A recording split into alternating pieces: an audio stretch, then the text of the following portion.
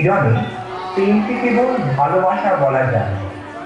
প্রেম হলো অসীম ধৈর্যের পরীক্ষা, এক ও অপরের প্রতি দৃঢ় নিষ্ঠা ও অনন্ত শ্রদ্ধা। এটি শুধু প্রেমিক প্রেমিকার মধ্যে সীমাবদ্ধ নয়, প্রেমের সাক্ষী স্বয়ং প্রকৃতি। তাই আমরা আমাদের কবিগুরুর দেখানো প্রেমের ভিন্ন রূপ ব্যক্ত করেছি, যেমন চিত্রাঙ্গনার প্রেম, যেখানে প্রেমের কারণে নিজের সত্তাকে পাল্টাতে কোনো দ্বিধাবোধ করে। তাই তার অনুপা থেকে শুরুটা হওয়ার এই প্রচেষ্টা। সখী, কি দেখা দেখিলে তুমি? এক পলকের আঘাতে খসিল কি আপন পুরানো পরিচয়? রবি করপাতে কোরকের আবরণ টুটি মাধবী কি প্রথম চিনিল আপনারে? মধু